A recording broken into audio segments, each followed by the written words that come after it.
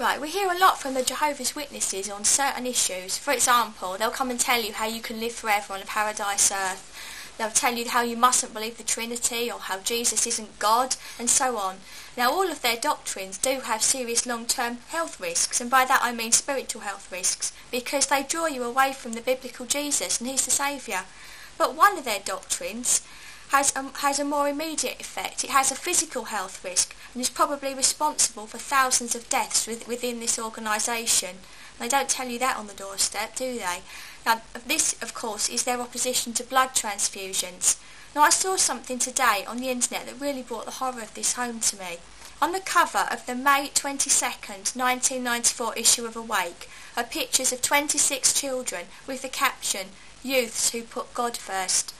Inside the magazine, it says, "In former times, thousands of youths died for putting God first. They are still doing it. Only today the drama is played out in hospitals and courtrooms, with blood transfusions the issue."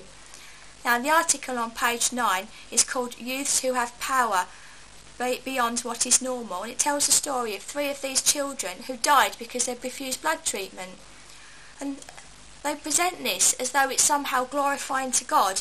But to be quite honest, to say it's God's will to refuse a child or anyone else life-saving medical treatment is outrageous. If you want proof of this, look at the ministry of Jesus Christ while he walked this earth.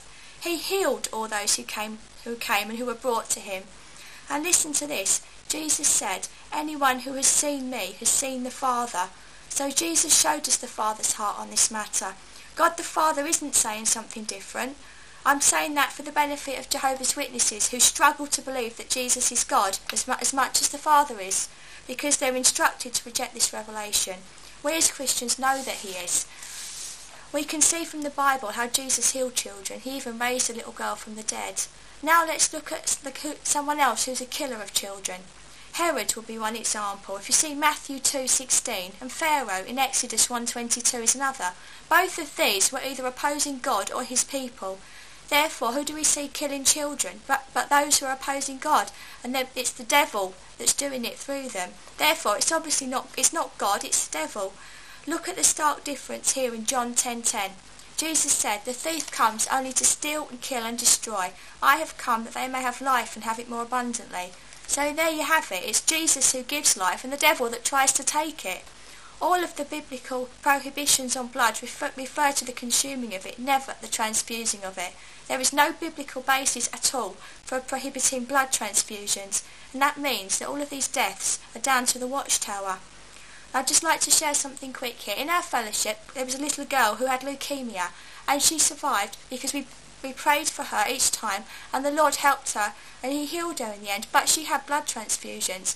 Now, if we were to take this Jehovah's Witnesses rule and say, no, she shouldn't have had those, that little girl could well have been dead, and would that have been God's will? Absolutely not. She's a bubbly, bouncy, happy little girl, and Jesus has healed her. So whether or not anyone's had a blood transfusion matters not. It's whether they know Jesus, whether they let him touch their lives.